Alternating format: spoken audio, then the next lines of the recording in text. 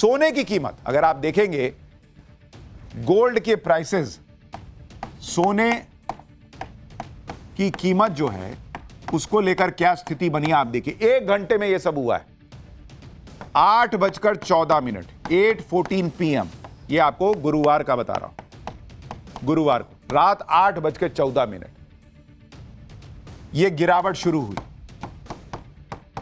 सोने के प्राइसेस गिरने शुरू हुए और 60 मिनट में, मात्र 60 मिनट में 8% गिर गए सोने की कीमत। 8% बॉट 1 घंटे में।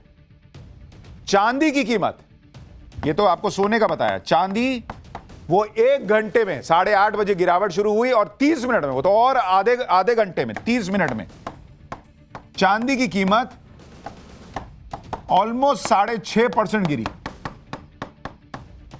6.5% चांदी गिर गया बॉस। और 276 लाख करोड़ रुपए, 276 लाख करोड़ रुपए 1 घंटे में ये स्वाहा हो गए बॉस। खत्म मामला। 276 लाख करोड़ रुपए। क्योंकि लोग सोच रहे थे कि आप सोना चांदी खरीद लिया, अब तो चांदी ही चांदी है। नहीं बॉस, अब यह सिर्फ इत्तेफाक है कि सोने चांदी की कीमतों में सिर्फ 1 घंटे में इतनी भारी गिरावट आ गई, लेकिन या फिर इसके पीछे कोई बड़ा खेल है। गुरुवार रात सोने चांदी के साथ दूसरे प्रेशियस मेटल की कीमतों में ओवरऑल कितनी गिरावट हुई, पहले वो देखिए। सोने की कीमत प्रति 10 ग्राम 6% गिरी, चांदी में प्रति किलो 16.5% की गिरावट, प्लेटिनम में 15.7% की गिरावट आई, पैलेडियम में 13.4% की गिरावट दर्ज की गई।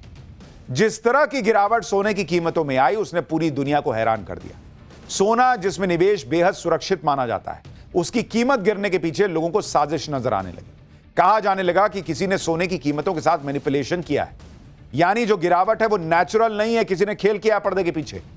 वहीं कुछ लोग ये भी कह रहे हैं कि ऐसा कैसे हो सकता है कि जो सोना ऊपर जा रहा था वो अचानक ऐसे औंधे मुंह गिर गया। देख रहे हैं ये रेड लाइन, ऐसे ऐसे ऊपर नीचे सीधा जट से नीचे गिर गया। सोने की कीमत में 276 लाख करोड़ रुपए जो स्वाहा हुए उसके गिरने की वजह से, वो पूरे क्रिप्टो मार्केट की वैल्यू से ज्यादा है। लोग कह रहे हैं कि सोना तो क्रिप्टो की तरह गिर गया है भाई। सोने चांदी की कीमत क्यों गिरी, इसके पीछे का खेल आपको बताता हूं। इसके पीछे कई कारण बताए जा रहे हैं। सोने की कीमतों में गिरावट का मुख्य कारण डॉलर का मजबूत होना माना जा रहा है। अमेरिकी डॉलर पिछले 4 साल के सबसे निचले स्तर पर था, लेकिन कल डॉलर में मजबूती आई। डॉलर महंगा होने से दूसरी करेंसी का इस्तेमाल करने वालों के लिए सोना महंगा हो गया। इससे ग्लोबल डिमांड में कमी आई और सोने की कीमतें क्रैश कर गई। इसी वजह से निवेशकों ने जमकर मुनाफा वसूली भी की, जिससे कीमतें गिर गई। निवेशकों में अमेरिकी फेडरल रिजर्व के नए अध्यक्ष को लेकर अनिश्चितता भी है, क्योंकि ट्रंप ने हाल ही में कहा था कि वो शुक्रवार को नए फेडरल रिजर्व अध्यक्ष का ऐलान करेंगे। इन सारी वजहों से सोने की कीमतों में अचानक से गिरावट देखी गई। आप देखिए कि गिरावट सिर्फ सोने की कीमत में नहीं हुई। जब सोने और चांदी के दाम रॉकेट बने हुए थे तो कई लोगों ने ईटीएफ में निवेश किया। ईटीएफ यानी एक्सचेंज ट्रेडेड फंड, सोने में निवेश का डिजिटल तरीका कह सकते हैं आप इसको, जो स्टॉक एक्सचेंज में शेयरों की तरह ही ट्रेड होता है। ईटीएफ 99.5% शुद्ध फिजिकल गोल्ड से समर्थित होता है। इसी की चोरी का डर या मेकिंग चार्ज नहीं लगता, इसमें चोरी का डर ही नहीं है।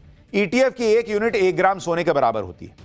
सोने के दाम गिरने से ईटीएफ के दाम भी 24% गिर गए, यानी सोने की कीमत में गिरावट का डायरेक्ट असर ईटीएफ पर भी हुआ और यहां भी लोगों को नुकसान हुआ।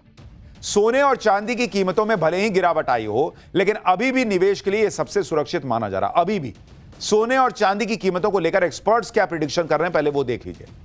जैसे जेपी मॉर्गन ने भविष्यवाणी की है कि सोना 2,80,000 रुपए प्रति 10 ग्राम तक जा सकता है। अभी भी उनको लगता है आर्थिक अनिश्चितता, महंगाई का डर और जियोपॉलिटिकल टेंशन की वजह से सोना और महंगा होगा। चांदी, कॉपर और प्लैटिनम की कीमतों में भी तेजी आने की संभावना है। कई एक्सपर्ट्स का यह कहना है कि कम समय के लिए कीमतों में उतार चढ़ाव होता रहेगा, लेकिन लॉन्ग टर्म के लिए सोना और चांदी की कीमतें ऊपर ही जाएंगी। यानी सोने और चांदी की कीमतें आने वाले समय में गिरावट और देख सकती हैं, जो शॉर्ट टर्म होगा, यानी थोड़े वक्त के लिए होगा, लेकिन लॉन्ग टर्म में सोने और चांदी में निवेश फायदेमंद होगा, ये एक्सपर्ट्स कह रहे हैं। बाकी आप निवेश अपने हिसाब से कीजिएगा। हालांकि सोना या चांदी खरीदते समय खुद की रिसर्च बड़ी इंपॉर्टेंट होती है और अपना विवेक भी। यानी एक तरफ सोने की कीमतों ने दुनिया को हैरान किया हुआ है, बड़े बड़े बैंक और सरकारें हैरान परेशान हैं, तो दूसरी तरफ एक ऐसी कंपनी है जो सोने की भूखी है और लगातार सोना खरीद रही है। यह कंपनी सोने को न्यूक्लियर बंकर में जमा कर रही है। यह ऐसा बंकर है जिस पर परमाणु हमले का भी असर नहीं होगा। इस बंकर को जेम्स बॉन्ड स्टाइल में तैयार किया गया है, जहां किसी के लिए घुसना भी आसान नहीं है। स्विट्जरलैंड की बर्फीली पहाड़ियों में बने इस बंकर में हजारों किलो सोना जमा किया जा चुका है, जिसकी वैल्यू कई देशों की जीडीपी से भी ज्यादा है। Tether holding limited company Switzerland में न्यूक्लियर बंकर में सोना जमा कर रही है। टीथर दुनिया के सबसे बड़े डिजिटल डॉलर यूएसडीटी की मालिक है। यह कंपनी न्यूक्लियर बंकर में लगातार सोना जमा कर रही है। हर दिन 1 से 2 टन सोना खरीदकर बंकर में भेज देती है। बंकर में अब तक 1,40,000 किलो सोना जमा हो चुका है, जिसकी कीमत 2 लाख करोड़ रुपए से ज्यादा बताई जा रही है। बैंक्स और देशों के बाद सबसे ज्यादा सोना टीथर के पास ही है। यानी आप सोचिए कि सिर्फ एक कंपनी टीथर के पास इतना सोना है जो कई देशों के पास भी नहीं है। इसी गोल्ड रिजर्व के दम पर टीथर ग्लोबल इकोनॉमी में एक बड़ा खिलाड़ी बन गया है। टीथर कंपनी ने जो बंकर बनाया है वो सिर्फ नाम का परमाणु बंकर नहीं है। कंपनी के सीईओ इस बंकर की तुलना जासूसी फिल्मों के सीक्रेट ठिकाने से कर चुके हैं। टीथर का यह खजाना स्विट्जरलैंड में एल्प्स की पहाड़ियों के नीचे परमाणु बंकर में रखा है। यह परमाणु बंकर कोल्ड वॉर के दौरान बड़े से बड़े हमलों को झेलने के लिए बनाया गया था। कई फीट मोटे स्टील के दरवाजे, पहाड़ों की गहराई में छिपी रहस्यमयी लोकेशन और हाईटेक सिक्योरिटी से यह बंकर लैस है। इसी वजह से इस बंकर की चर्चा जेम्स बॉन्ड वाले बंकर के तौर पर हो रही है, जहां पहुंचना लगभग नामुमकिन है। टीथर कंपनी इतना सोना जमा क्यों कर रही है और बंकर में सोना रखने के पीछे उसकी क्या प्लानिंग है, अब उसके बारे में आपको बताता हूं। टीथर कंपनी का मालिकाना हक आईफिनिक्स इंक के पास है। टीथर के सीईओ पाउलो अर्दियोनो और सीएफओ जियान कार्लो देवासिनी है। सीईओ पाउलो ने अमेरिकी ट्रेजरी और फिजिकल गोल्ड में निवेश की योजना बनाई है। टीथर के सीईओ अपनी डिपेंडेंसी अमेरिकी डॉलर पर कम करना चाहते हैं। अगर डॉलर की वैल्यू गिरती है, फिजिकल गोल्ड उनके डिजिटल डॉलर यूएसडीटी को सुरक्षित रख सकता है और इसीलिए वो सोने पे सोना जमा कर रहे हैं। लेकिन सोने को जमा करने वाले वो अकेले नहीं है। आप ये भी देखिए कि टीथर तो बंकर में सोना जमा कर रहा है। दूसरी तरफ चीन में एक नेता के घर से इतना सोना मिला कि लोग हैरान रह गए। ये घर में मिला है भाई। चीन के हाइहो शहर के पूर्व मेयर झांग शीजांग के घर पर इतना सोना मिला जो किसी ने सोचा नहीं हो।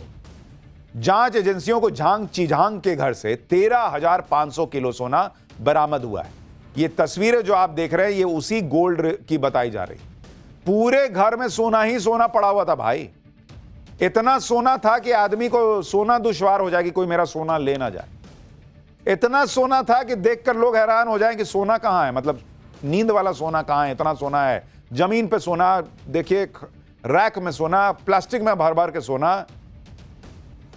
झांग चीजांग के घर से 3,400 करोड़ भारतीय रुपए के बराबर युआन कैश मिला है।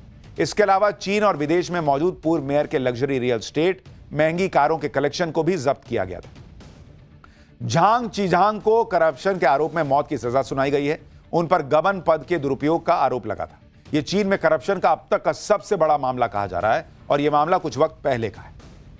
झांग चीजांग के पास जो सोना मिला, नाम देख रहे हैं झांग चीजांग झांग चीजांग के पास जो सोना मिला है वो पूरा का पूरा चीन के गोल्ड रिजर्व में जमा किया गया है।